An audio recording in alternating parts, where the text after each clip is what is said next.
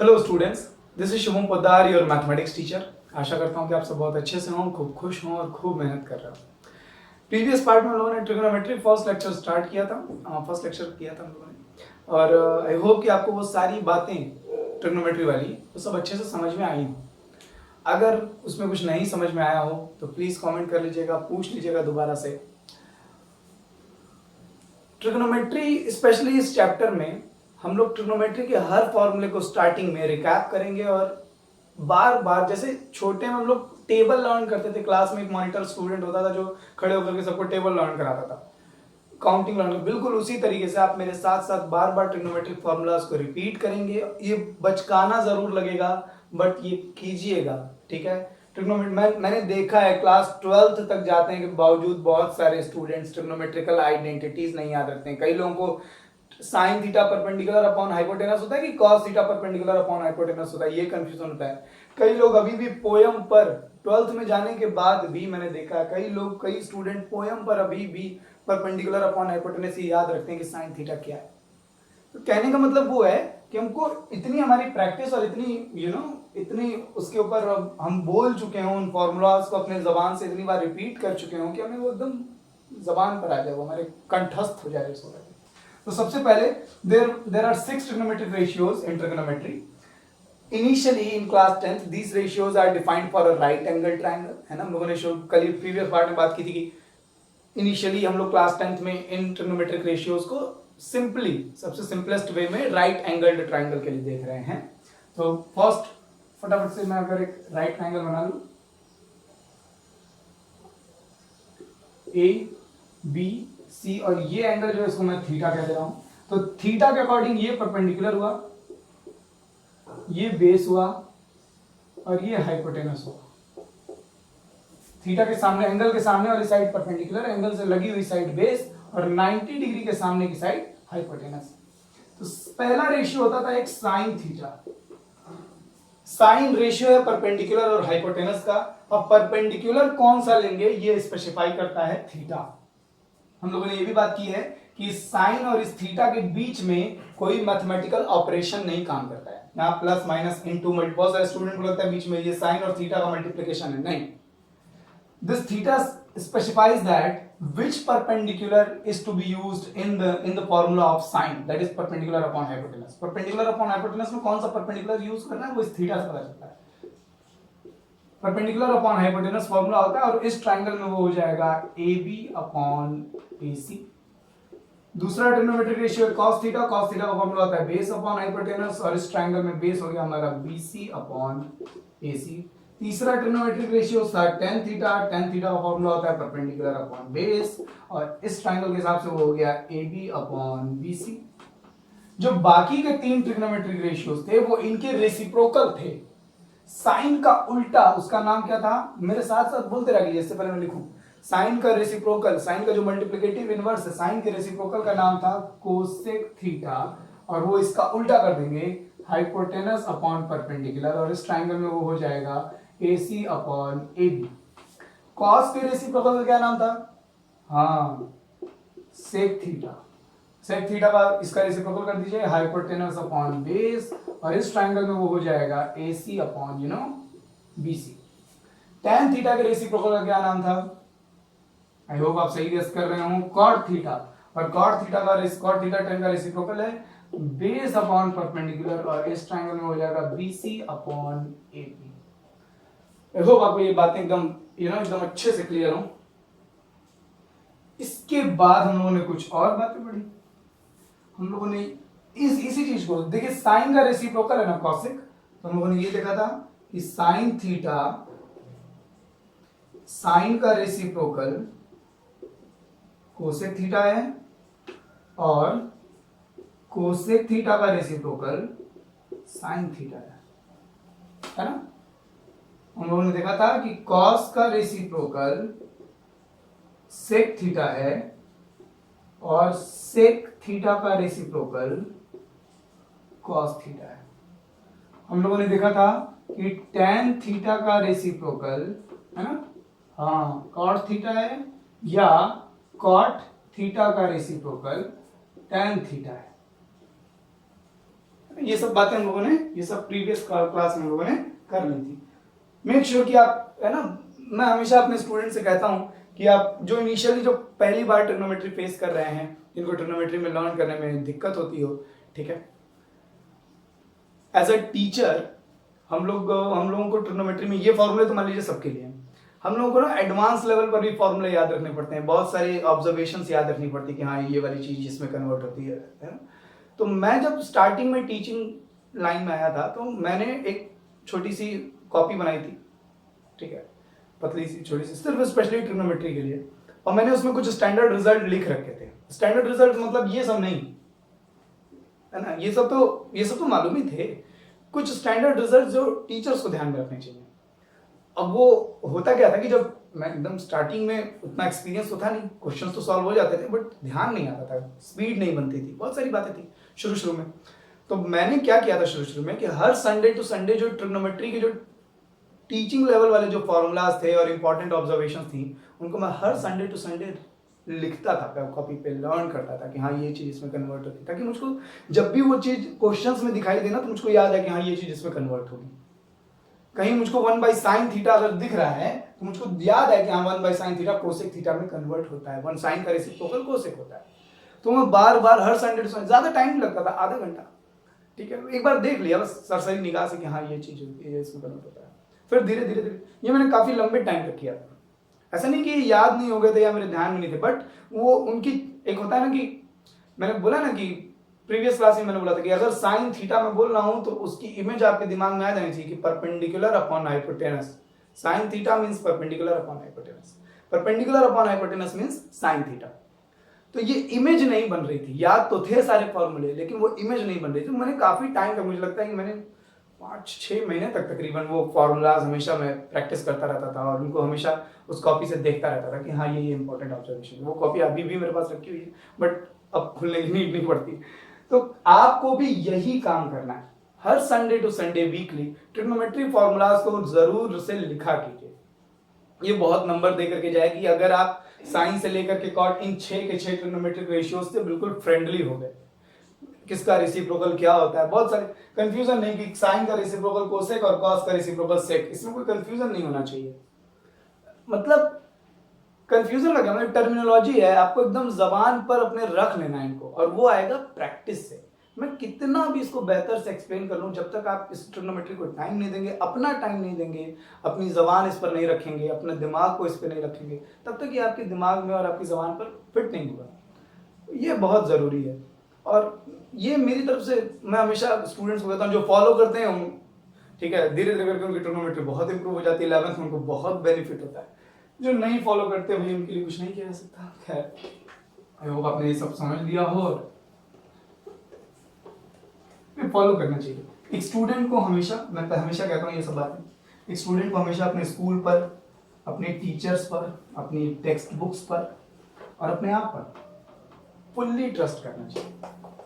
बहुत सोच समझ करके अपना स्कूल चूज कीजिए, बहुत सोच समझ करके अपना टीचर सेलेक्ट कीजिए, बहुत सोच समझ करके अपनी किताबें सेलेक्ट कीजिए, बट एक बार जब सेलेक्ट कर लीजिए तो फिर उस पर फुल्ली ट्रस्ट किया कीजिए।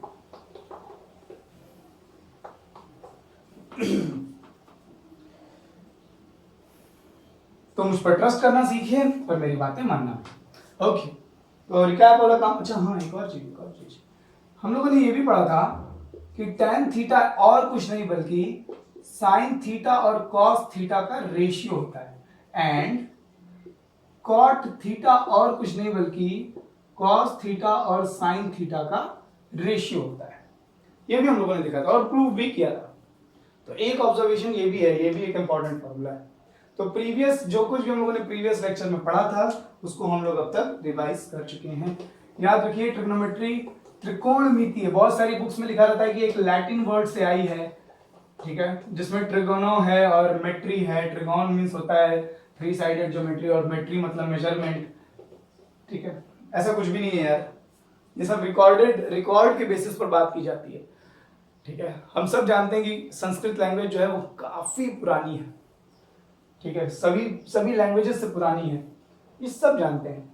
तो फिर लैटिन लैंग्वेज की कोई रीजन ही नहीं आता इसमें, या इसमें कोई संदेह वाली बात नहीं है, ठीक है। So basically trigonometry word is derived from the Sanskrit word त्रिकोणमितीय, ठीक है।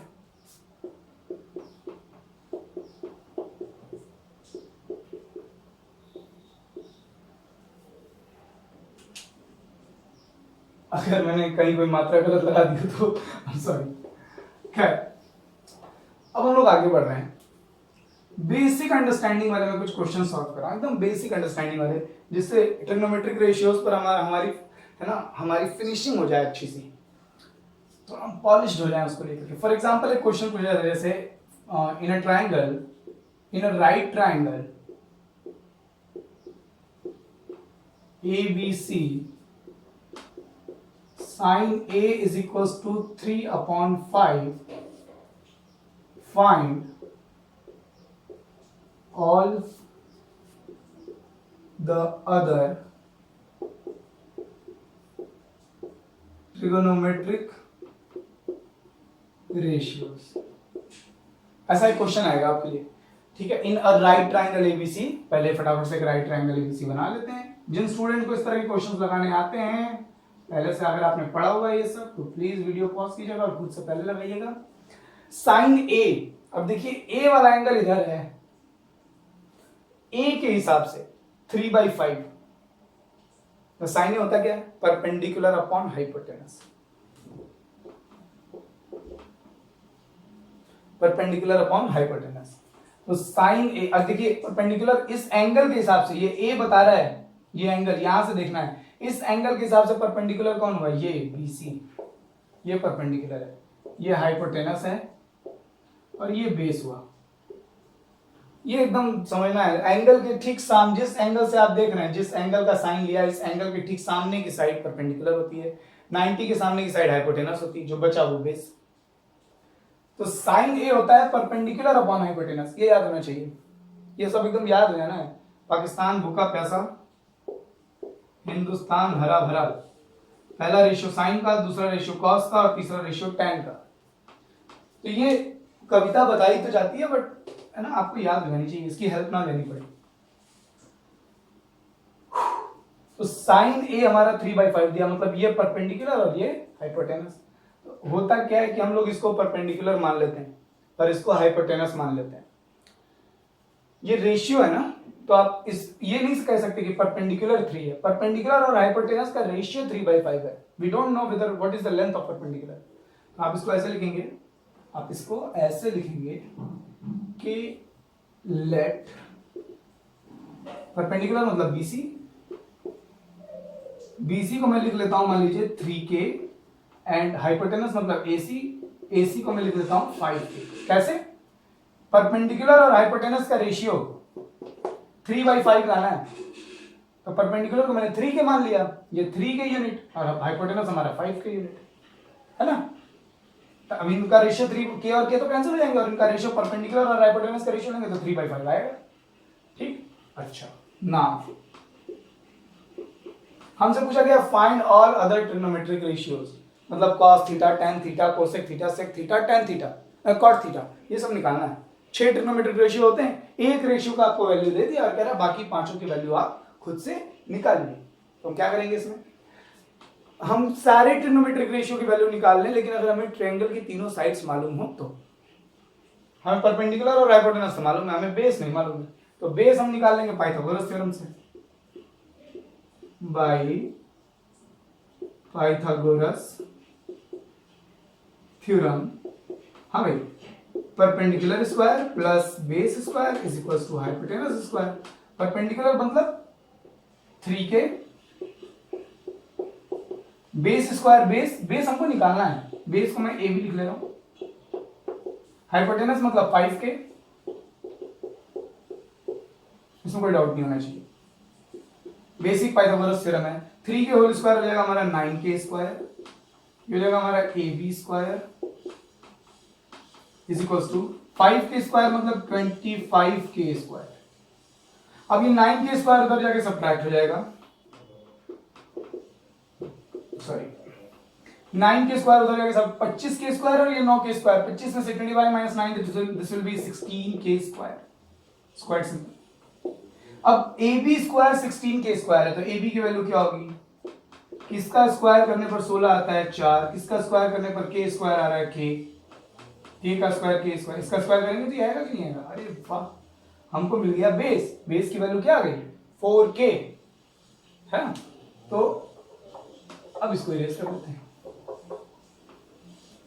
अब हमारा हिसाब ये हो गया कि ये है हमारा 4, अब मुझे ब्लू पेन से लेते हैं। ये हो गया हमारा 4k, ये हमने फाइंड किया है, पहले से नहीं मालूम था ये हमने 3 के लिया था और इसको हमने 5 के लिया था। अब वो कोई भी ट्रिग्नोमेट्रिक रेशियो पूछ ले, अब तो हमारे पास परपेंडिकुलर है, बेस है, हाइपोटेनस है, वो कोई भी ट्रिग्नोमेट्रिक रेशियो पूछ ले, अब हमको निकालने में कोई पंगा नहीं है, फटाफट से सब हो जाना है।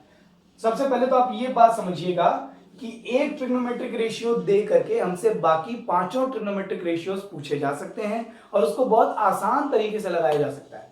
बिल्कुल बेसिक अंडरस्टैंडिंग, एक एक करके हमने सोचा। Sine A is equal to perpendicular upon hypotenuse, मतलब ये परपेंडिकुलर और हाइपोटेनस का रेशियो दिया है।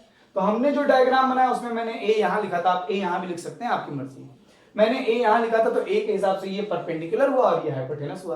तो परपेंडिकुलर और हाइपोटेनस का रेशियो 3/5 रखना था, तो हमने परपेंडिकुलर 3 के मान लिया, हाइपोटेनस हमने 5 के मान लिया, ताकि रेशियो 3/5 ही रहे, के कैंसिल हो जाएगा। अब हमको चाहिए था बेस। बेस निकालने के लिए हमने लगा दी पाइथागोरस थ्योरम। पाइथागोरस थ्योरम निकालने में बड़ी आसानी से मिल गया हमको बेस की वैल्यू क्या?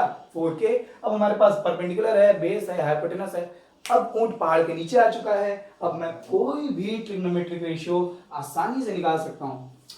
आई होप आपने इसका स्क्रीनशॉट ले लिया हो, मैं इसे इरेज कर दे रहा हूं। अब तो कुछ नहीं रहेगा, यही तो बस यही इतनी ही तो दम थी, बस इसी बात को तो ये पढ़ रहा, अब कुछ भी नहीं। सो cos थीटा होता है बेस अपॉन हाइपोटेनस। हमको ए निकालना है, cos ए, इसी एंगल का निकालना है।